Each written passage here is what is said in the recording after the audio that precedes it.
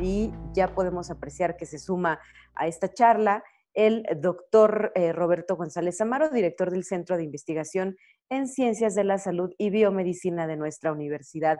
Qué gusto recibirlo. Bienvenido, doctor. Buenos días. Pues estamos totalmente en vivo para que usted nos comente pues este asunto, el tema al menos que hoy se ha marcado por parte de la agenda es pues cómo desde el Centro de Investigación en Ciencias de la Salud y Biomedicina se puede notar pues este asunto de respuesta inmune a las posibles vacunas que se puedan pues generar. Ya Estados Unidos, Israel, la propia China están pues hablando y ya en el pasado hemos estado platicando de la generación de lo que es las vacunas, se ha difundido a través de los medios gracias a todo este asunto pues de la comunicación, pues que hay ya grupos de científicos muy adelantados en la posibilidad de obtener una vacuna contra este COVID-19. ¿Qué es lo que ustedes están observando como expertos y especialistas desde México y desde San Luis Potosí? Sí, bueno, sería en el ánimo de que la gente entienda esto de las vacunas, que aparentemente es un asunto muy sencillo, pero en realidad es complejo. Entonces, lo primero quizá que valdría la pena antes de entrar propiamente en el tema de la vacuna es lo que llamaríamos la respuesta inmune a este coronavirus, ¿sí? Entonces, los humanos tenemos un sistema inmune que tiene la capacidad de reconocer microorganismos a través de dos mecanismos que llamamos uno, el primero sería lo que llamamos inmunidad natural y lo segundo es lo que llamamos inmunidad adquirida. Esta inmunidad adquirida puede ser inducida a través de dos mecanismos. Uno, a través de que el individuo se infecte con el coronavirus o bien a través de una vacuna. Estos dos mecanismos de inmunidad natural y de inmunidad adquirida son los que le proporcionan a los individuos lo que llamamos el fenómeno de resistencia. ¿En qué consiste este fenómeno de resistencia? Pues que el individuo se puede exponer al virus y no se enferma. Cuando eso sucede, el individuo es resistente o también se dice que es un individuo inmune. Entonces, el propósito de la vacuna es inducir ese brazo de la inmunidad que se conoce como inmunidad adquirida y que se manifiesta usualmente en el caso de los virus por la presencia de anticuerpos. Entonces, el individuo que está inmunizado, el individuo por cualquiera de las dos vías, que se infectó y se recuperó o que recibió una vacuna, entonces es posible detectar en su suero, en su cuerpo, detectar estos anticuerpos que están dirigidos justamente contra el coronavirus. Entonces, este es el fundamento de las vacunas, administrarle a un individuo, ya sea el coronavirus, pero inactivado o activado, o una parte del coronavirus, de tal manera que su sistema inmune sea inducido a generar lo que llamamos esa inmunidad adaptativa, que resulta, entre otras cosas, en la producción de anticuerpos. Entonces, bajo esa base, pues, y dada la magnitud del problema que está enfrentando la humanidad con esta pandemia, pues todo el aparato biotecnológico del mundo, bueno, no todo, pero una buena parte, se abocó justamente a la producción de estas vacunas. Y ya hemos comentado que el esfuerzo ha sido monumental, tanto desde el punto de vista económico como desde el punto de vista científico. Afortunadamente, hay un enorme conocimiento y hay un enorme equipo de científicos que están en el tema y eso ha dado lugar a que en la actualidad se han generado más de 120 prototipos de vacuna, de las más básicas, ¿sí? Incluso nuestro centro de investigación está haciendo su propia labor. Hay un proyecto muy interesante en el Centro de Investigación de Ciencias de la Salud y Biomedicina en que se está generando un prototipo de vacuna con un modelo muy interesante por los doctores Sergio Rosales y Mauricio Comas. Entonces, este todavía no está registrado, pero hasta el momento hay 120 registros ante la Organización Mundial de la Salud de prototipos de vacuna. ¿Qué nos puede abundar respecto a esta vacuna que se desarrolla en este centro de investigación, doctor? ¿Qué elementos utilizan o cuál es el planteamiento que hacen para poder lograr esa inmunidad que requerimos ante el coronavirus? Sí, mire, se está trabajando con dos variantes. Una de ellas es generar una proteína en el laboratorio que se llama proteína recombinante, que es generada a través de técnicas de biología molecular y de ADN recombinante. Y el virus tiene en su superficie una proteína que es la que le permite adherirse a las células que va a infectar. Y esa proteína se conoce como proteína S por su inicial en inglés de la proteína Spike. Entonces, esa proteína, para poder infectar el virus a cualquier célula, requiere de que esa proteína se una a un receptor que se encuentra en las células del organismo. Entonces, uno de los prototipos de vacuna que se está generando es justamente inmunizar a un individuo con esta proteína para que genere anticuerpos en contra de la misma. En ese individuo, esos anticuerpos, cuando se encontraran con el virus, se unirían a la proteína Spike de tal manera que la bloquearían y no permitirían que el virus se uniera con las células y por lo tanto impedirían que ocurriera el fenómeno de infección. Uh-huh. Ese es un abordaje que se está siguiendo, muy interesante. Y otro abordaje es crear unas partículas que se conocen ya desde hace tiempo y que se conocen como partículas semejantes a virus. Se parecen a los virus, pero no tienen capacidad infecciosa. Y entonces ese otro abordaje es colocar en la superficie de esas partículas fragmentos de la proteína S, la proteína Spike. De tal manera que otra vez, cuando se administren esas partículas que llevan el fragmento de la proteína S y se le administran a un individuo, su sistema inmune las reconoce, genera anticuerpos en contra de las mismas y esos anticuerpos, cuando el individuo se enfrente con el virus, se supone que irán a unirse a la proteína S también y también tendrán la capacidad de inhibir al virus. Ese fenómeno de inhibición se conoce como neutralización del virus y los anticuerpos se conocen como anticuerpos neutralizantes. Y es lo que todo mundo está buscando en este momento con estas vacunas, que tengan la capacidad de inducir anticuerpos neutralizantes. Pues suena muy interesante todo lo que nos está planteando, doctor, y pues esto quiere decir también que desde cualquier parte del mundo, desde México, desde San Luis Potosí, pues se pueden tener ideas para la generación de una cura para este virus, y como bien dice, los esfuerzos son pues muy grandes, porque imagino que todo el centro, la Facultad de Medicina está pues con una participación muy amplia, no solamente estos dos investigadores, ¿no? Sí, claro. Se ha formado todo un equipo multidisciplinario en la universidad, en donde participan personal de diferentes facultades y que del área biomédica, ¿verdad? Que tienen la finalidad de participar en este esfuerzo que está haciendo la comunidad científica para combatir este coronavirus. Hay otros proyectos que también se están generando en diferentes, como parte de este grupo multidisciplinario, que no están orientados a la vacuna, pero que también son interesantes en este contexto. Doctor, esto que nos platica nos hace pensar, por supuesto, en ese llamado movimiento antivacunas. ¿A qué se debe que se hayan propagado este tipo de ideas? ¿En dónde encuentra usted la razón de ser de estos grupos? Que además, pues hoy vemos, nos hacen muchísimo daño, ¿verdad? Al resto de la sociedad que sí contamos con esa inmunidad. Bueno, sí, esto del movimiento antivacunas es toda una calamidad. Y es una calamidad que se origina entre una mezcla de ignorancia y de tontería. Realmente es penoso ver cómo hay personas que pueden defender ideas que no tienen ninguna base científica, ¿verdad? Los antivacunas lo que alegan es que es algo artificial y que todo lo que es artificial pues va a perjudicar a los individuos.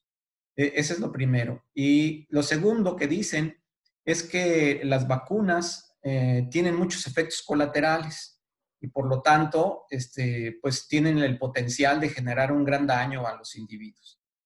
Entonces, ninguna de esas dos cosas es cierto.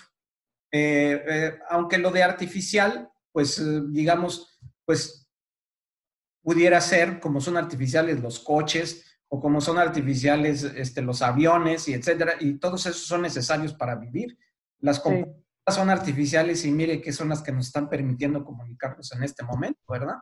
Claro. Sí. Eso de que es artificial, pues realmente no es una justificación, aunque para ellos es una idea que les parece genial. Todo es lo de los efectos colaterales. En cualquier maniobra que se haga en el organismo, la administración de un medicamento, un procedimiento diagnóstico o la administración de una vacuna, conlleva cierto riesgo. El punto para cualquiera de estas maniobras es ver qué tanto beneficio proporciona esa maniobra y qué tanto perjuicio potencial tiene. Entonces, Claro. en el caso de Doctor, las vacunas, sí. Perdóname que le interrumpa. Vamos a hacer una pausa, pero le pido que por favor nos acompañe porque todavía hay mucho que hablar sobre este tema. Seguimos volviendo al corte, platicando de este asunto de las antivacunas. Muchísimas gracias, doctor. Tenemos un corte de radio y regresamos aquí a Conexión Universitaria. Lupita, Estamos de regreso. Estamos de regreso, tal y amigos, en Conexión Universitaria. Y gracias, estamos platicando con el doctor Roberto González Amaro. Él es, pues, además de catedrático de nuestra universidad, director del Centro de Investigación en Ciencias de la Salud y Biomedicina. Doctor, estamos de regreso y muchas gracias también por su paciencia durante este corte. Y pues estábamos hablando de esta conformación de grupos de especialistas por todo el mundo para la generación de una vacuna en contra o que pueda curar este COVID-19. Imagino que usted pues ha podido conocer las noticias y pues sabe por dónde a lo mejor hay pues el camino más cercano a una cura. Es lo que pues estaríamos esperando la sociedad por toda la complicación o todo lo que nos ha movido esta pandemia. Usted, pues desde su punto de vista como especialista, ¿por dónde ve que pudieran ir pues, los mejores caminos para encontrar una cura para este virus? Bueno, hay dos cosas que se está centrando para tratar se está centrando la comunidad científica para tratar de combatir esta enfermedad. Una es la prevención. La prevención es el arma fundamental en las enfermedades infecciosas, es la vacuna que estábamos comentando. Entonces hay mucha esperanza que se pueda generar una vacuna a corto plazo. Sinceramente, déjeme decirle que el que esto suceda va a ser más cuestión de suerte que de esfuerzo. Y pues bueno, pero ¿cómo? Alguien podría decir, pero ¿cómo lo de las vacunas, alguna cosa tan científica puede ser cuestión de suerte? No, lo que sucede es que lo de las vacunas es un proceso, la generación de una vacuna efectiva con muy pocos efectos colaterales es un asunto muy, muy complicado, aún para la comunidad científica actual. Entonces, ojalá que haya suerte y que todas esas complicaciones se resuelvan y que podamos contar a corto plazo con una vacuna. Eso, el contar ya con una vacuna no solventaría el problema porque todavía quedaría el problema de la producción masiva, que tendrían que producirse miles de millones de vacunas, que estas tuvieran unas características tales que su administración fuera sencilla y, por último, que no fueran muy caras, porque si son muy caras, entonces pues no las va a poder comprar nadie, ¿verdad? Entonces, ojalá que haya suerte en todo esto, que se pueda generar una vacuna efectiva, que sea fácil de administrar y que no sea cara, ¿sí? Claro. Eso va a ser una parte del problema. El otro problema que se está abordando es lo de curar al individuo que ya está infectado, es decir, el tratamiento. Y aquí tampoco ha habido suerte, si somos sinceros, ¿sí? Ha habido enormes esfuerzos por identificar medicamentos nuevos o que ya se usaban, pero para otras enfermedades. Y la verdad es que hasta el momento, con excepción de un medicamento, uno solo, de los muchos que se han probado, se tiene ya una evidencia más o menos sólida de que pudiera ser efectivo, pero con una efectividad realmente no muy notable, ¿sí? Que es el caso del Remdesivir, que es un antiviral que se generó inicialmente para combatir el ébola, pero no funcionó. Pero ahora hay evidencias muy recientes, hace un par de días, en el que indican que pudiera disminuir la estancia hospitalaria en los pacientes críticamente enfermos. Pero esto es solamente un avance muy pequeño para lo que se necesita, ¿sí? A este respecto, déjenme decirles que hay en la actualidad más de 300 ensayos clínicos para evaluar diferentes medicamentos. Es también algo en el que se está trabajando muy, muy activamente en todo el mundo, en México también, tratando de demostrar que estos medicamentos realmente son útiles para el tratamiento de estos pacientes. Y le Doctor, ¿qué comento, decirle a aquellas personas que hoy se han convertido también en parte de un movimiento negacionista respecto a la existencia del COVID? Me parece que quizá usted lo ha escuchado, ¿no? Por ahí se popularizan en redes sociales, en el WhatsApp y en otro tipo de plataformas estos mensajes que dicen eso no existe, es un control del gobierno, en fin, una serie de ideas que a nosotros, a título personal puedo decirlo, nos parecen descabelladas, pero hay quienes creen que es realidad. ¿Qué decirles a todos ellos? Quizá hoy nos esté escuchando alguien, ¿cómo señalarle que están en un error al respecto de esta enfermedad? Pues lo que usted dijo está bien, son ideas descabelladas. Y las descabelladas, pues no hay que hacerles caso. O sea, lo que hay que hacer caso es a los científicos que están en el frente de batalla de esta enfermedad y de que existen todas las evidencias que la gente quiera ver sobre que primero el coronavirus existe, segundo que es un coronavirus nuevo en el sentido de que no infectaba antes a los humanos, eso no estaba documentado, y tercero que es el causante de una enfermedad que conocemos como COVID-19, que es una enfermedad que afortunadamente en el gran porcentaje de los casos, 80-85% de los casos, o no causa síntomas o los síntomas son muy leves, pero que en el 5% de los casos causan enfermedad crítica, que en el 50% de esos casos lleva a la muerte a los individuos. Y hay otro 10-15% de individuos que se infectan gravemente y que requieren hospitalización y todo eso son hechos, no son inventos, son ocurrencias de los gobiernos. Entonces, pues, ¿qué les podríamos decir? Pues que confíen en la información científica, que no hagan caso de todas estas ocurrencias que tiene la gente y que combatamos de la mejor manera posible esto que se ha denominado ahora como infodemia, ¿verdad? Uh-huh. Toda esta información falsa, pero que gracias a las redes y a todos los mecanismos de comunicación que tenemos ahora, pues se pueden difundir de manera muy eficiente, ¿verdad? Y hay gente que se lo cree, infortunadamente. y pues esto también es como una tomada de pelo específicamente para los médicos, ¿no? Que también desafortunadamente los médicos, las enfermeras, la gente que trabaja en los sectores salud de todo el mundo, pues también se han cobrado vidas por ese lado, ¿no? Sí, vidas en México afortunadamente pocas, pero en otros países, por ejemplo en España, el 20% de los que se han contagiado son personal sanitario, o sea, y de esos han muerto una buena parte. Entonces, esto no puede ser inventos, ¿verdad? Claro que no.